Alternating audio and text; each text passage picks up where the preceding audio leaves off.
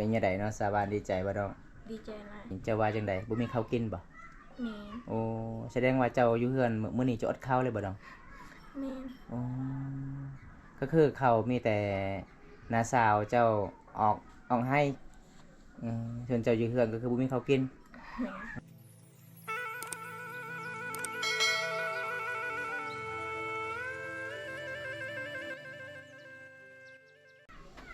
เอาทุกคนเป็นยังไงเนาะสาบานดีใจบ่ดอกดีใจหลายดีใจเนาะแม่นคอยได้ยินเจ้าเว้าเมื่อกี้นี่เจ้าว่าจังไดบ่มีข้าวกินบ่แม่นโอ้แสดงว่าเจ้าอยู่เฮือนมื้อนี้จะอดข้าวเลยบ่ดอก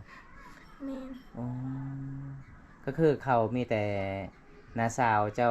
ออกให้ส่วนเจ้าอยู่เฮือนก็คือบ่มีข้าวกินแม่นอ๋อทุกคนเดี๋ยวบอมตาแกสิอนุญาตเข้าไปเบิ่งอันนี้ติ๊กข้าวนั่นนี่เนาะแม่นจะเปิดลงบ่มีข้าวบ่โอ้พี่น้องเอ้ยก่อนบอมตาขึ้นเฮือนนางว่าโอ้มันแม่นอีหลีเด้ทุกคน น้องว่าอ้ายเอ้ยน้องสิคันอ้ายสิกินข้าวบ่มีข้าวเด้อ้ายข้าวมันหมดแล้วหมดเขาเจ้าออกให้แล้วพี่น้องอยู่เฮือนก็แสดงว่าเจ้ากินตอนเช้าบ่แม่นตอนเที่ยงอดเลยเนาะตอนนี้พอเวลา1 โมงแล้วทุกคนเพราะว่าบอมตามาบ้านน้องก็แต่12 โมงบอมตาก็กินข้าวกินน้ำแต่เฮือนแต่สามเพราะว่าบอมตาก็ไปซาแน่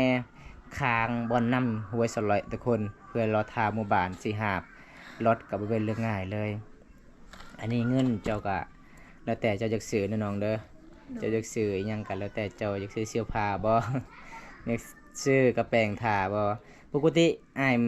ให้เงินตอนนั้นคือมีแต่น้องให้น้าสาวบ่แม่นอันนี้ก็คือน้องเก็บใส่เองแน่ คันสิให้หมดน้าสาวเจ้าซื้อหยังก็บ่ได้เด้แต่ละเทื่ออ้ายมาเยี่ยมมายามเจ้าไปสะพานบุญเจ้าก็มีแต่มอบให้น้าสาวตลอดเลย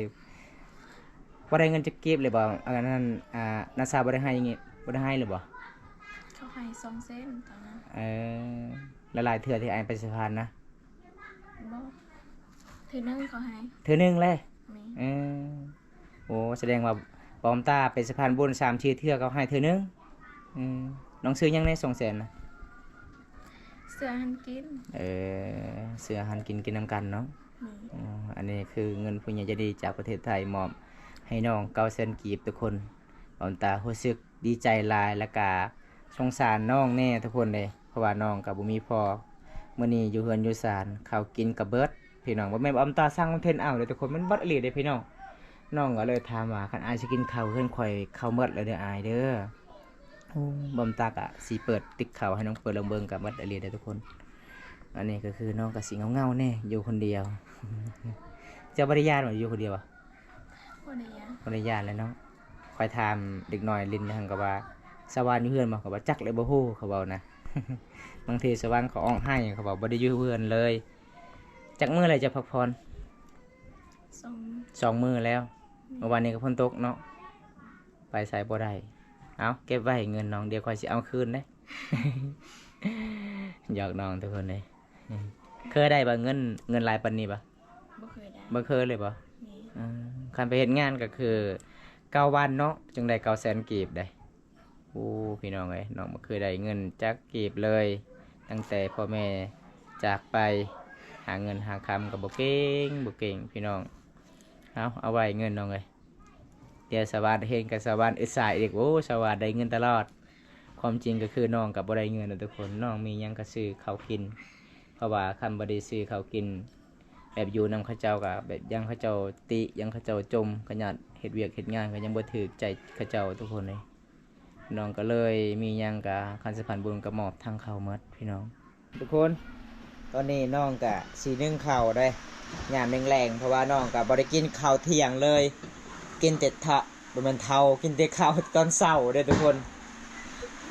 ฝนก็สิตกอีกพี่น้องก็สิได้กลับบ้านเลยบ่มื้อนี้ทุกคน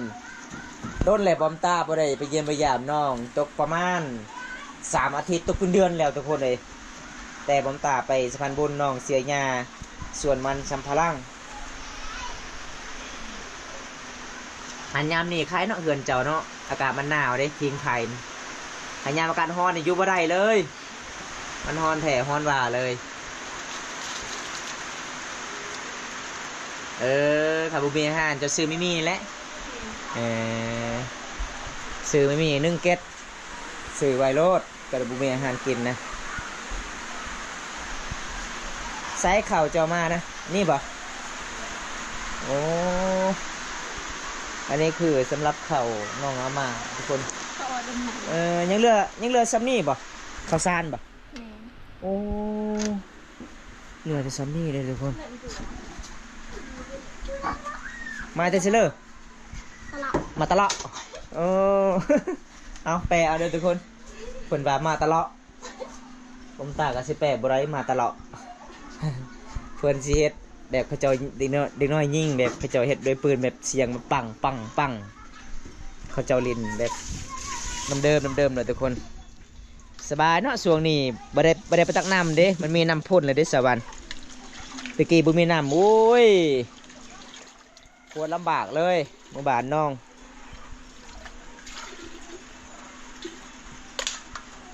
ตอนนี้น้องกับสินึ่งข่าวก่อนวันนี้อัปเดตเต็มที่เลยทุกคนน้องกลาเป็นป่ะเลย น่ะอยู่ไหนมาป่ะยากลาย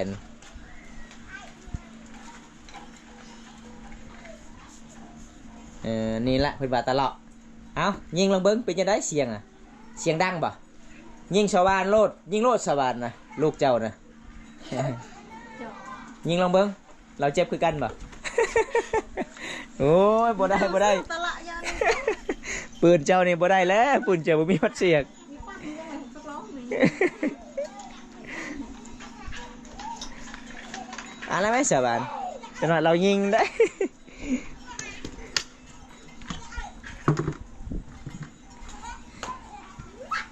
โอ้บ่ดังเลยเจ้ายิงบ่ได้แล้วเจ้านี่ผู้สาวบ่มักแล้วเจ้านี่เฮ็ดบ่ได้ใครอยู่สำนี่เขาเฮือนน้องยังเหลือประมาณ3โลทุกคน 3-4 โลนั่นล่ะอันนี้เขาที่น้องมากินแต่ยามแรงนะทุกคนเข้าหน้าบ่ทำลืมจ่าสด กินยังจะกินยังน่ะ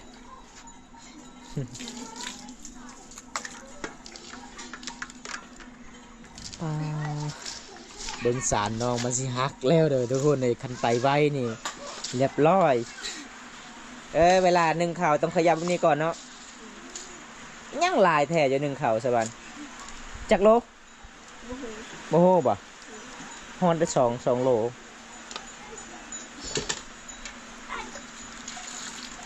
โอ้เฮือนน้องมีมวยบ่มีหวดจับแบบนี้ก่อนสูตรสาวลาวดึงเข้าก็คือชุดไผ่ชุดมันเด้ก็คือสูตรลุงสาวโทเพิ่นทอกว่าเดียวเลยอันนี้สูตรน้องสาวเพิ่นก็ต้องจับแบบนี้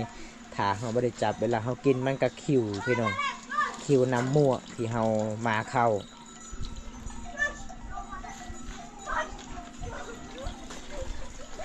ตอนเช้าแม่นพระใดนึงข้าวตอนเช้าน้าสาวตอนแรงคือเจ้าเนาะทำไปเอาน้ำกินน้ำยูไซในนาพลนี่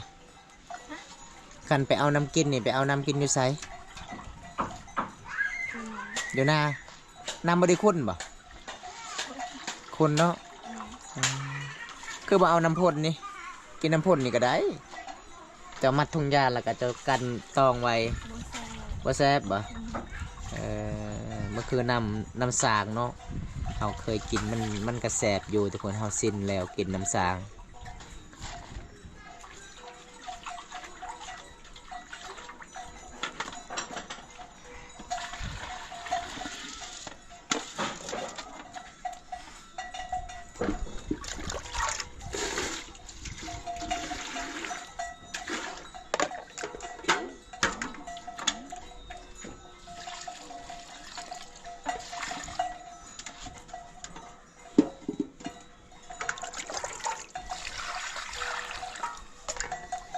อันนี้คือวิธีชีวิต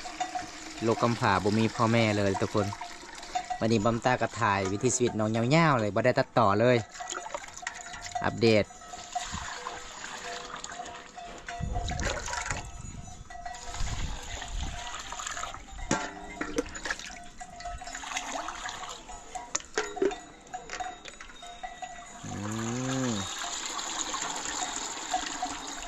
คันซอมนี่น่าสิกุ้มแล้วกินยำแรงเนาะคันตอนเช้าก็กินบ่กุ้มเด้เพราะว่าเฮือนน้องนี่หลายคน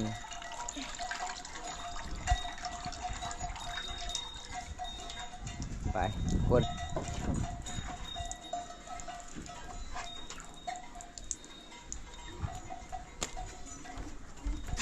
อ๋อใส่อยู่นี่เลย ประมาณจังนาทีจึงสุกสวรรค์โมโหบ่คือว่า1 นาที คือซาวหอมแล้วเอาหนึ่งนาทีเด้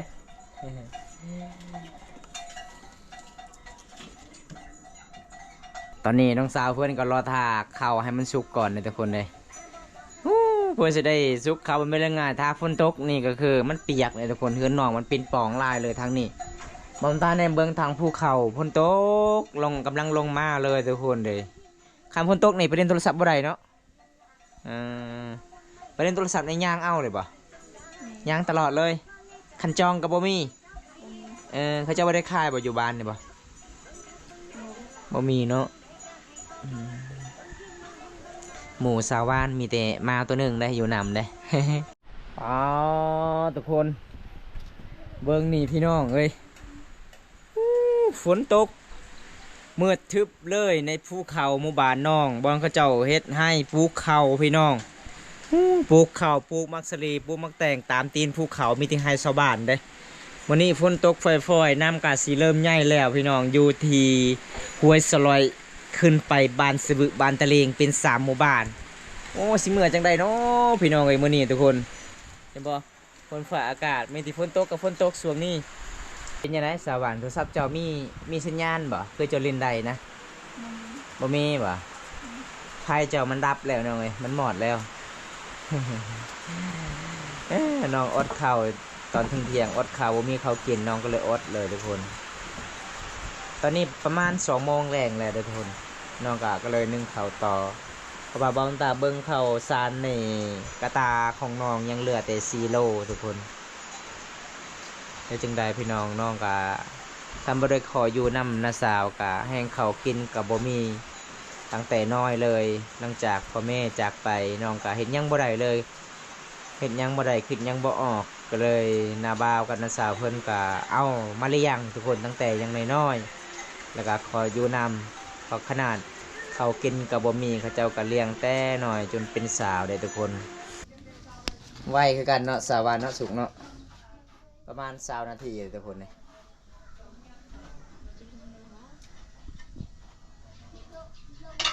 น้องสาวเพื่อนเราเลี้ยงลาวก็สงสารเลยพี่น้องเอ้ยเมื่อนี้กับบ่แม่นน้องว่าอยู่เฮือนน้องฮักะออกให้มื้อเสาร์นี้แล้วก็น้าสาวเพิ่นกับบ่ปากบ่เบานำเพิ่นก็เลยกลับเฮ็ดเวียกเฮ็ดงานบ่ม่วนทุกคนเลยก็เลยกลับอยู่เฮือนคือต่อบ่มีข้าวกินข้าวมัดเจ้าออกให้ออกส่วนโอ้ยพี่น้องเอ้ยชีวิตลูกกำพร้าเฮ็ดหยังก็บ่ถือเขาเจ้าเพราะว่าอยู่นำเขาเจ้าเลยทุกคน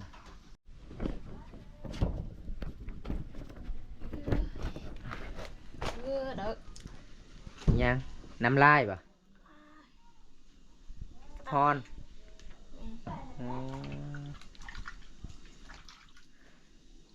เอากระละอดข้าวตอนที่ยังเห็ดลายๆโลดตอนแรงนี่ กินอิ่มๆโลดเพราะว่าข้าวเจ้าข่อยเบิ่งยัง4 โลมันมัดเลยเด้น้าสาวเจ้านอนอยู่หน้าเลยบ่หลังจากผิดกันนอนเรานอนอยู่นานแล้วไม่ได้กลับบ้านเลยทุกคนเลยผิดกันกับน้องไปหาหน้าใหม่บ่มีหน้าใหม่ก็ต้องไปหามือแล้วก็หาอีกพี่น้องเลยสงสารน้องลายเลยว่าสวรรค์สมมุติว่ามีผู้ใหญ่ใจดีอยากเฮ็ดให้น้องเฮือนน้องสิอยู่บ่ต่างหากบ่เขาสิเฮ็ดเฮือนงามๆแล้วก็มีน้ำไปฟอร์มอยู่ได้บ่อยู่ได้เนาะทุกคนเพราะว่ามี FC คนหนึ่งถามบ่าวตาว่าถามเบิ่งสาวานคันสมมุติว่าน้องเฮ็ดหยังผิดอยู่นำเขาหยังกะผิดมี FC คนหนึ่งคอมเมนต์อยากเฮ็ดเฮือนให้แล้วก็อยากช่วยเหลือน้องนำหยังกระเจาะเพราะว่าให้น้องสะดวกสบายทุกคนได้ซื้อน้ำซื้อกินก็สะดวกสบายก็คือน้องว่าอยู่ได้ทุกคนเลยถ้ามีคนเฮ็ดให้เฮือนน้องก็คือ อยู่คนเดียวมันสบายกว่าเนาะมีหยังก็กินอยากอยากเฮ็ดให้อยากกินข้าวก็ต้องเฮ็ดให้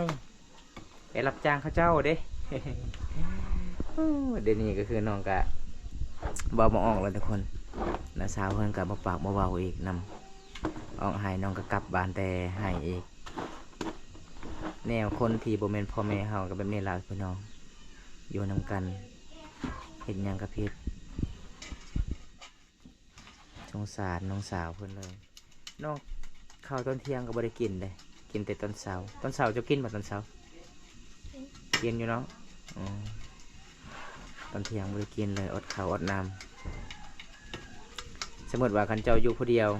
สอบหนึ่งนี่ฮอดบ่เดือนหนึงจะกินบ่บางทีกลัวเนาะผู้เดียวจะกินเนาะกับน้องสายเจ้าได้จังซั่นก็สอบหนึ่งเดือนหนึงซะเอาพี่น้องว่าอยู่ได้ถ้ามีผู้ใหญ่ใจดีเฮ็ดให้น้องเฮือนนะทุกคนเรื่องชีวิตอยู่คนเดียวใดมีหยังก็จะกินน้ำไม้ต้องไปหาน้ำไม้หาเองกินเองตอนนี้น้องกะขึ้นยังบ่ออกเลยอยู่นำข้าเจ้าทุกคนเห็นหยังกะผิด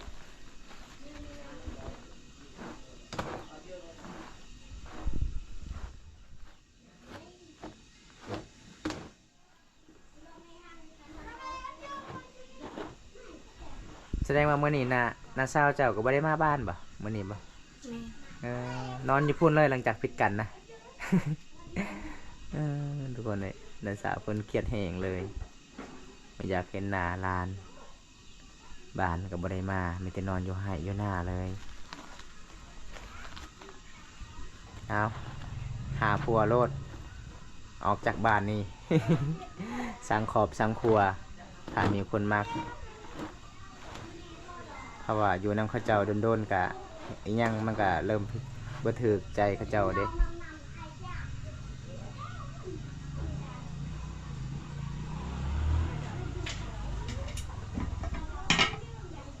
ใช้ติดเข่าจังนะก็เลยคิดว่าแมวกัดอีกแล้วติดเข่าเนี่ยบ่ได้แล้วมาหอมนี่อันนี้ก็หอมเวลา3 โมงเลยเด้อทุกคนน้องกะบ่ได้กินข้าวเที่ยงบอมตากะจนว่าบ่ออกเลยเห็นน้องสาวเพิ่นเล่าทุกคนตอนน้องเล่าเรื่องราวบอมตาก็บ่ได้ถ่ายได้น้องเว้าภาษามังกรทุกคนแต่ตอนนี้ก็คือบอมตากะสิได้แปลให้ FC ได้รับชมได้รับรู้นำกันชีวิตลูกกำพร้าก็คือแบบใดพี่น้องบ่มีพ่อแม่คือแบบนี้ล่ะทุกคนเลยเฮ็ดหยังมันก็บ่ถูกใจเขาเจ้าออกให้เอาส่วนไปหาของกินก็บ่ถูก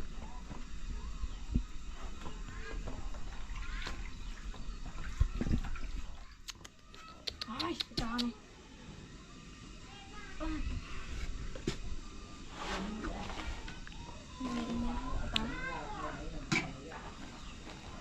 ระบาดด้วยนะ เอาข้าวหน้านี่มันอ่อนแห้งข้าวหน้าเจ้าเองบ่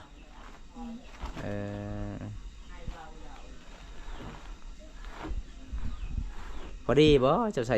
ติบเดียวนะข้าวก็หอมเลยทุกคน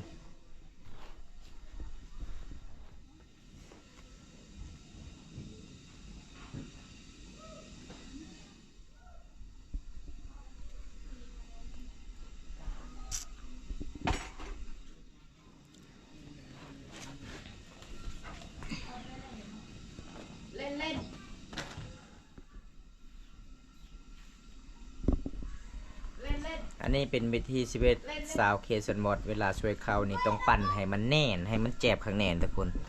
เห็นบ่เขาจะต้องจับปั่นผู้สาวบ่ได้ฮ้อนผู้สาวงามเขาเบานะ จับโลด จะจับเบิ่งเนี่ย ข่อยมันฮ้อนข่อยพอจับบ่ได้ ให้สิบ่หอย ผู้สาวนี่เขาเบาโอ้จับยังใดได้จับไผ่ก็ได้เขาเบานะจับหม้อก็ได้หม้อหอน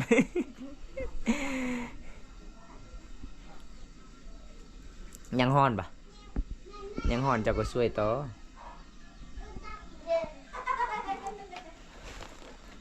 ขันเจ้าสิใส่ติบเดียวเจ้าก็ปั้นบัดเอากระสอบนี่ปั้นโลด ส่วนหลายบ้านเฮากินแต่ข้าวเหนียวเนาะบ่ได้กินข้าวจ้าวเนาะบ่แซ่บบ่กินข้าวจ้าวว่าจังใดหรือว่ากินแล้วหิวอีกบ่เคยกินข้าวจ้าวบ่มีแต่ข้าวเหนียวเออคันสิไปตัวเมืองใหญ่นี่ไปบ่ได้เลยทุกคนเด้เพราะว่าข้าวเหนียวนี่คือหายากได้ ส่วนหลายเขาเจ้ากินแต่เฟอข้าวจ้าวคือบ้านเฮาก็กินแต่ข้าวเหนียวกินนิดเดียวมันก็อิ่มทุกคนเลยมื้อมื้อก็ได้อดคันกินข้าวจ้าวนี่กินแล้วหิวอีกโอ้ยเอาใส่เลยอันนี้เด้เอาไว้อยู่ไสนี่น่ะมันเต็มแล้วติบข้าวจ้ะนะ ปัด อืมปานแล้วก็ปะอยู่นี่ แม่ เออเอาติบข้าวแต่ค่อยซื้อให้ตอนนั้นอยู่ไสไปเสียงอยู่พุ่นอันนั้นสำหรับสิเกมแขกมาที่บ้านอื่นแล้วก็ใส่เด้อทุกคนคันสิใส่ตอนนี้ก็ยามมันเก่าเด้เวลาแขกมาก็คือย่างเขาเจ้าบ่ได้กินข้าวเฮา แบบนี้เด้อพี่น้องชนบทบ้านเฮาเด้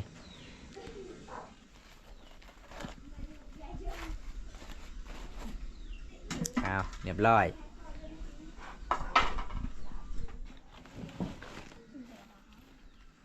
ใส่อยู่นี่แหละใส่อยู่มวยพุ่นแหละ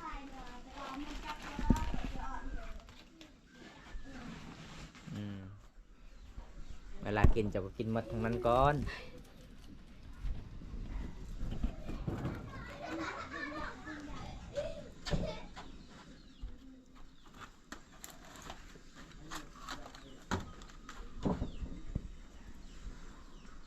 เจ้าหายังอีกเห็นบอกคอยเบาแล้วผู้สาวงามเนี่ยจับหม้อก็ยังก็ได้เห็นบ่บ่ได้ฮ้อนผู้สาว คันผู้บ่าวนี่เจ้าท่อก้อนนำนะบ่ได้บ่เอาสำเร็จเวียกน้องหนึ่งข่าวเป่าไฟยำแรงๆเลยทุกคนมือน้องฮ้อนคือกันเลยน้องก็เลยไปล้างน้ำเอาน้ำมาล้าง มาอยู่ เจ๊เลย นั่นแหละอย่าปล่อยเจ๊ ราวิลโรยังพลาไม่วิกใส่งี้cái chế thác cả lọt thái nào chị bữa đợi chị cho briaเลยpung cho briaเลย ก็ทำมะเร็ง kì tháiงี้mà lắm ก็ทำมะเร็งตั้งแต่ตีดอย tại bên mình nè bà mình chị anh này persen cái nha pung này biết ทำมะเร็ง ừ น้องยิ้มไปไทยตัดกระดาษทะเลไหลเอียนไปตะวัน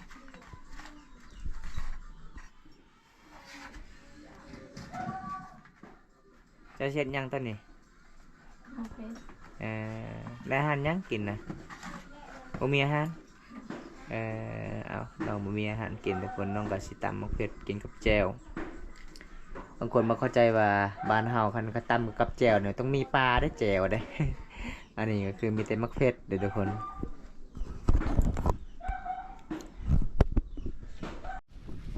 ยังจะใส่ยันนะปิ้งนัวป่ะยังเลือดซ้ำนี่เขาไปอยู่เฮือน กายแต่นั้นเขาเอาไปหน้ามืดทุกคนเลยน้องอยู่เฮือนกับไปซ้ำนี่ได้มักเฟ็ดก็หมดแล้วมักเฟ็ด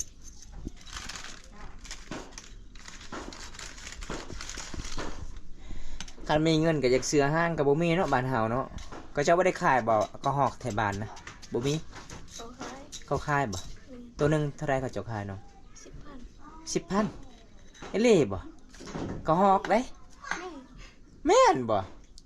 แม่น 10,000เอเล่บ่เดี๋ยวค่อยสิซื้อได้คัน10,000 แม่นบ่ชาวบ้านไปจะไปซื้อแล้วมั้ยนี่เงิน20,000 เดี๋ยวก็ทำเลย นังว่าบูฮูคือกันทุกคนเลยนังว่า10,000ก็หอกโอ้รวยแล้วเอาชื่อเอาขายต่อ50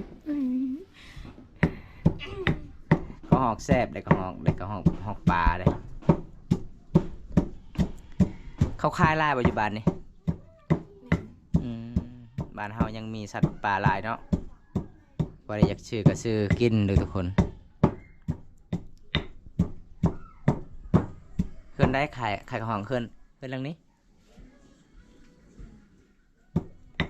เอาตะดักอีกแล้วเป็นมาบูอีกแล้ว มาสิทามิลิดงมะลาดนั่นเจ๊ เดี๋ยวตารางเต็มมาในตารางของหา ดงน้ำดงบัวเต็ม เมื่อไงลงมาได้หมด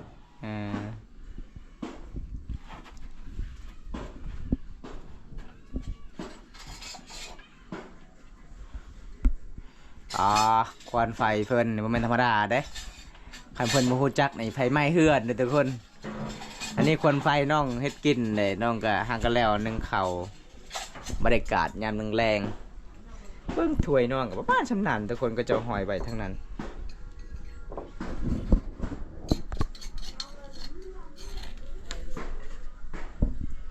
เฮ็ดแจ่วบ่มีปลาแดกเนาะกินแบบง่ายๆใส่น้ำแบบธรรมดา ก็ไปโจเตียวมาได้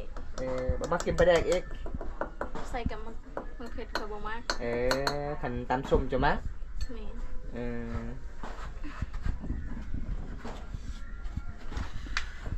เดี๋ยวยัง